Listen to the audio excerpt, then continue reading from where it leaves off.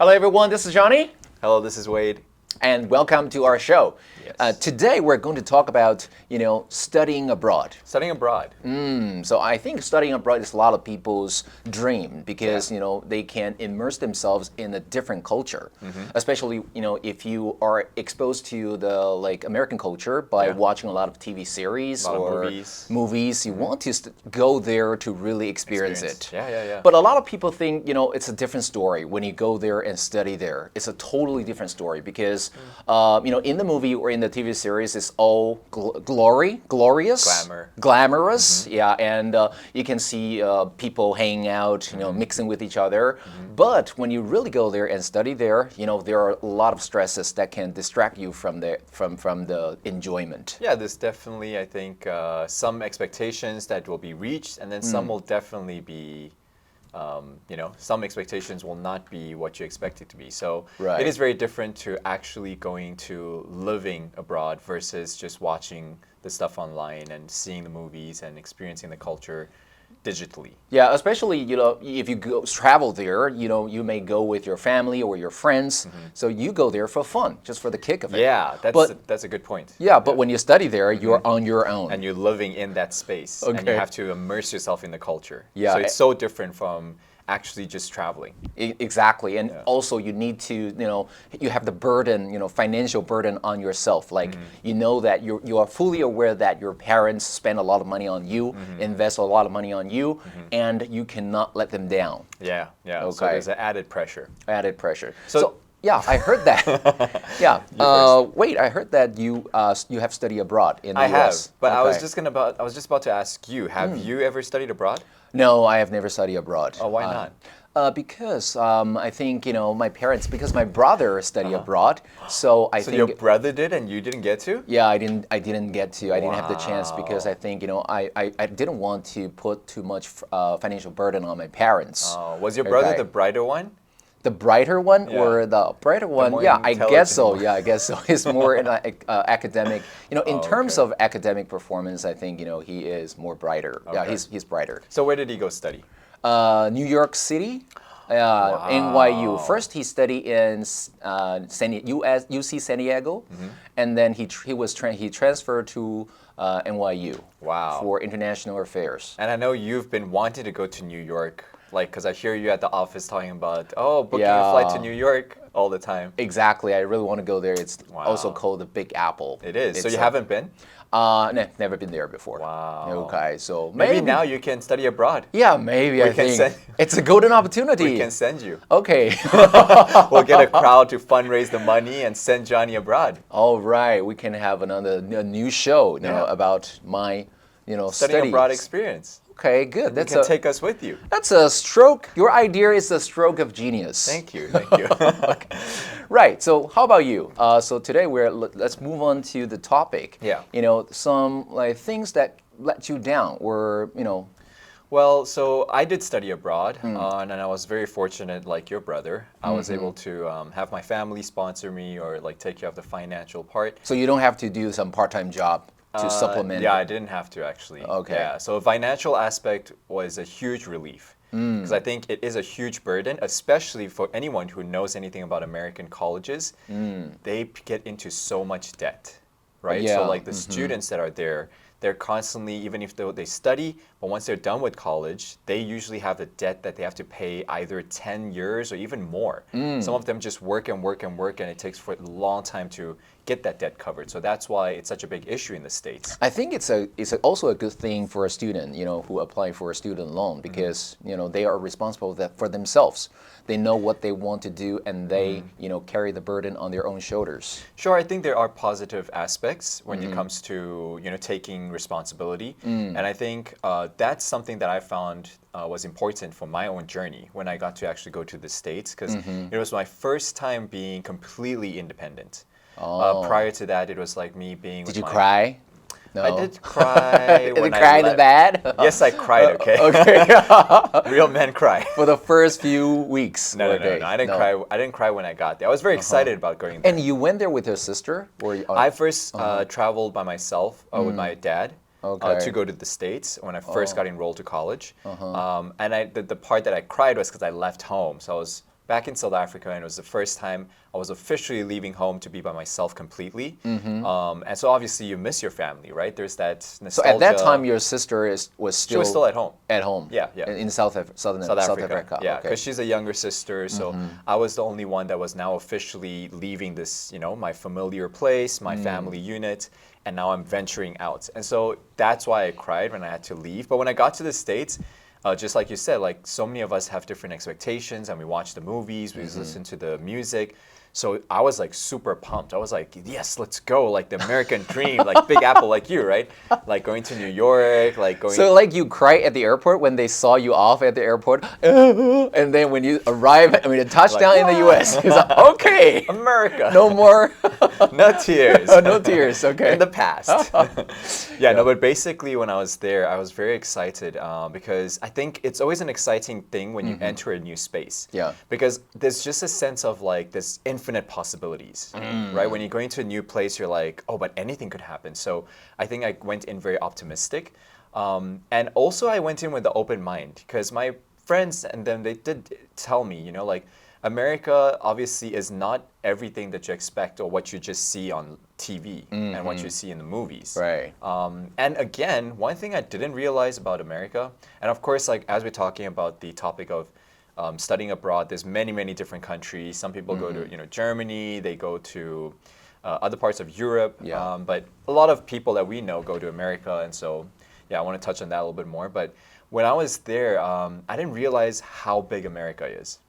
Oh, why? Have you been to the States ever? Yeah, I've been to the States for a few times, like San Francisco and Los Angeles, because some of my relatives live there. Okay. Yeah. And, so did you notice like each state actually takes multiple hours and hours to get to, if you're traveling by car especially? Yeah, I know that if you don't have a car there, it's it's not very convenient for you to get around. Not at all. It's not like Taipei. Taipei, we get the MRT, we have the train, and obviously it's a much smaller country. But in the States, it's so big that each state actually, they have their own culture.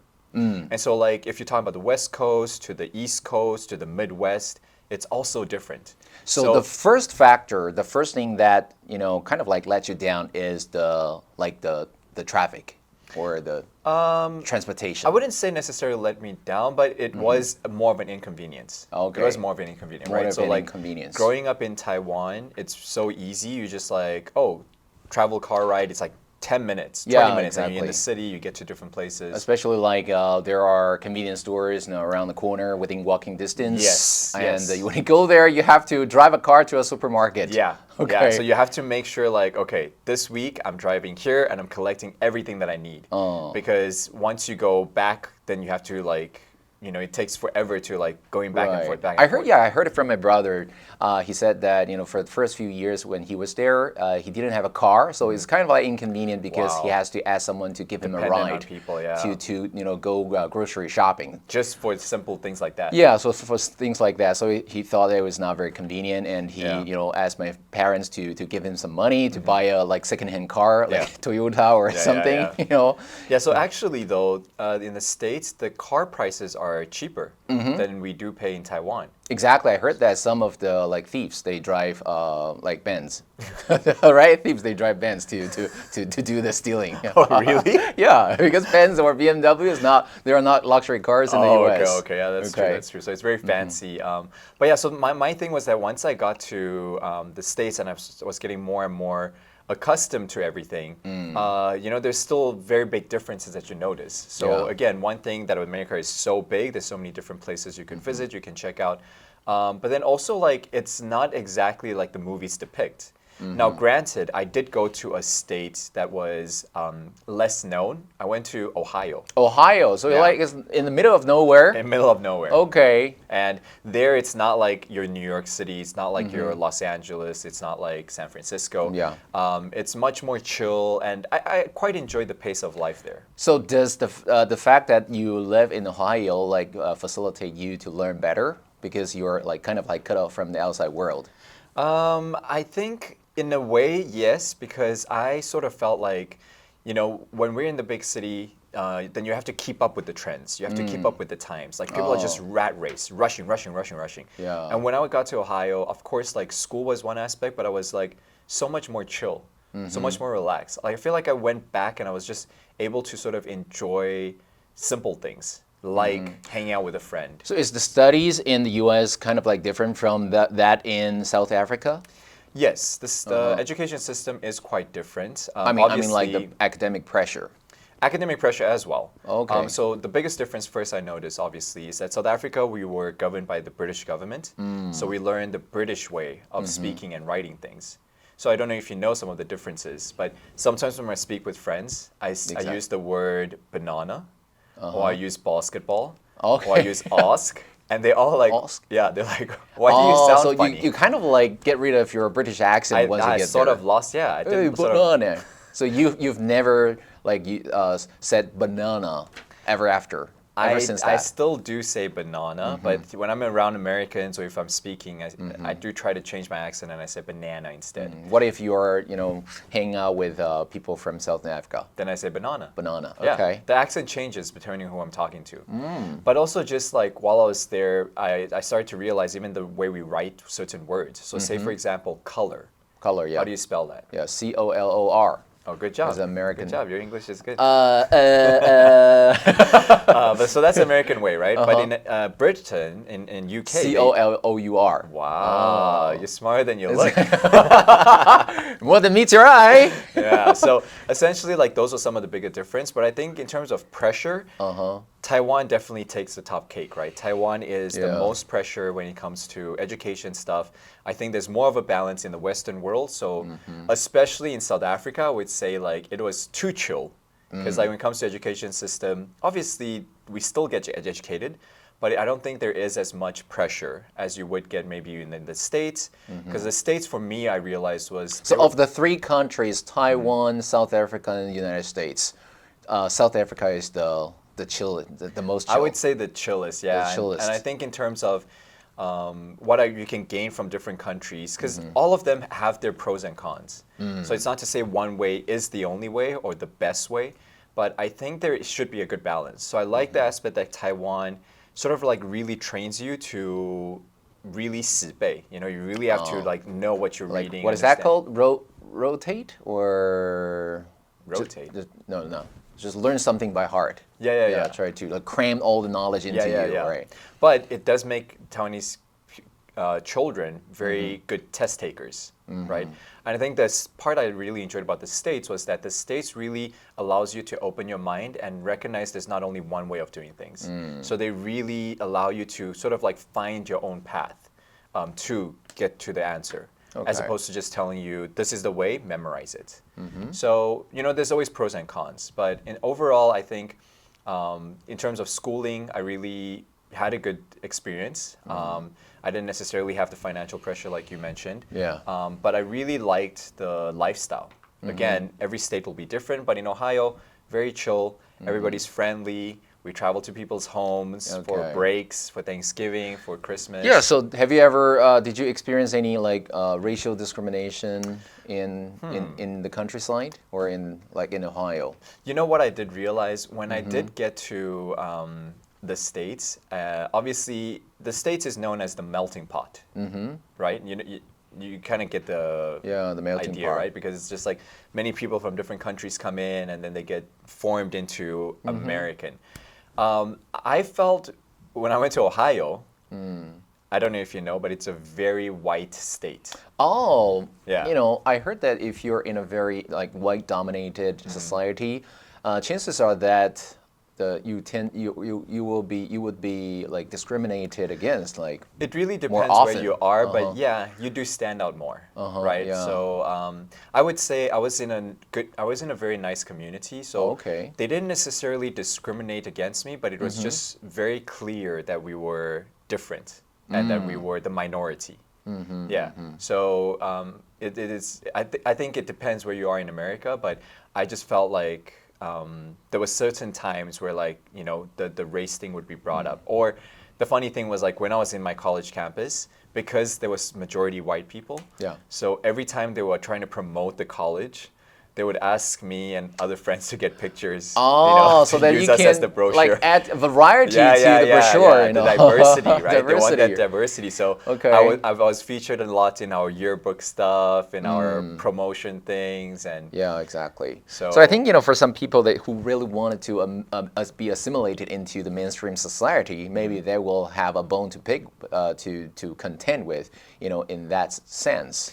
Yeah, but it all depends on. They don't want to be different. Right, they want to fit in. But my idea, I think, when I was younger, is that I never really fit in somewhere, right? Because my life is, I'm half Taiwanese, I'm half South African, so I always felt I was sort of misplaced at one point or another. So you haven't reached the phase of wanting to be assimilated into. I think when you're younger, you do. Okay. When you're younger, you don't want to stand out. You want to be in a group. You want to be a part of everyone. You don't want to be standing out and other people noticing you. Yeah. But I think as you grow older, you recognize that all of us are unique. And actually, our uniqueness becomes sometimes our strength. It becomes something that we can actually utilize to give us a platform.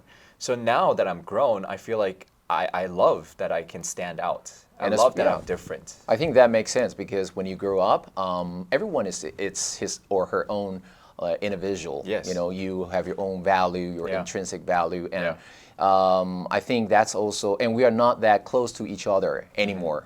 Everyone, has his or her own cross to bear for their lives. Yeah, So I think, we don't have to, feel the need or urge or burning desire to belong to a certain group. Yeah. I think obviously as human beings, I think it's always easy for us to find our people and then stick together, which is something that I notice in, especially in American colleges. You see all the Asian people tend to gather together, and it makes sense because we have a culture of collectivism. Okay, wow. That's a word. Big word, yeah. And then collectivism. typically in America, it's individualism, right? So it's nice that in our Asian culture, we gather together, we take care of each other, we share our food together. So that was sometimes one of the biggest difference too. The mindset of people just looking out for themselves in America most of the time versus our culture where we look out for each other. And I think there's, again, pros and cons, but finding the balance at the end of the day is the most important key. Yeah, so what about the food? Did you get used to eating American food? So what is American food? Like burger, pizza, steak, burger, right? Yeah, that's true. Because my cousin, he studied in the UK. Yeah. And he lost about maybe 10 to 20 kilograms. Wow. Yeah, for 3 or 4 years. Because he didn't eat the food there? Yeah, because he was not accustomed to eating the food there. Wow. Usually there's this thing when you go to college, it's called freshman 15. Oh, freshman 15. Yeah, and 15 represents the pounds. So typically they say once you're a freshman, you gain 15 pounds. Oh. Because when you do, I don't know, it's funny. I did see people do that though. I did see people who went into the first year, I don't know if it's the pressure or they have the freedom to eat what they want. They gain a lot of weight in that first year. I always kept a balance, so I don't think I had that problem. But I would say I grew up eating different types of food. South African food, Asian food, obviously American food. So when I got to the States, it was just like, oh, so this is what American hamburger tastes like. Yeah, was there also a possibility that the food there, like the animals were injected with growth hormone? I think that's probably true in a lot of places, right? Most places these days, have that. Yeah, because I think, someone, maybe my brother told me that, for some food, like food ingredients sold in the supermarket, if they're cheaper, maybe they were injected with growth hormone. Yeah, true. Yeah, to be organic and to have more natural stuff, it is going to be more expensive. Okay. But when you're in college, we're just eating whatever they give us, Yeah, exactly. Now, thinking of it, I may have seen some of my friends' pictures in the United States. They gain weight, a lot. The freshman 15, okay. Yeah. Yeah, okay. So what about homesickness? Did you miss your home? Yeah, I think all of us do at some certain point because as much as something new you're experiencing, there's always like the happy side and like, freshness of like experiencing things. But you also you're used to a certain way of interacting with people, and so even maybe sometimes when you first get there, not everyone gets you right away, And so you always do feel like, nobody really knows me here. And one thing I would say that I sort of like coming from South African culture is that we love to hug each other. We love to really interact with other people. And you mean South Africa? Yeah, in South Africa, as friends, as strangers. So is Jolie from South Africa as well? She likes to hug people. Yes, I think she grew up in the States as well. So Jolie's one of our friends. And yeah, she's a hugger too, which I like that about her. Yeah, very but I do cordial. think it's a cultural thing. Like in Taiwan, we don't really hug. So when I did go to the States, it wasn't as natural also to hug people right away. But I think it's an important thing for our culture from South Africa because that's how you feel like you're known or greeted by another person. So when you don't do that, then it's like, did I do something to you? Like, why are you so distant? Why aren't you hugging me? Why aren't you greeting me? And it was something that I slowly had to adjust and get used to. And in that way, I definitely felt homesick because I was missing all the hugs from my friends and family. When you're in the States? When I was in the States. Okay, good.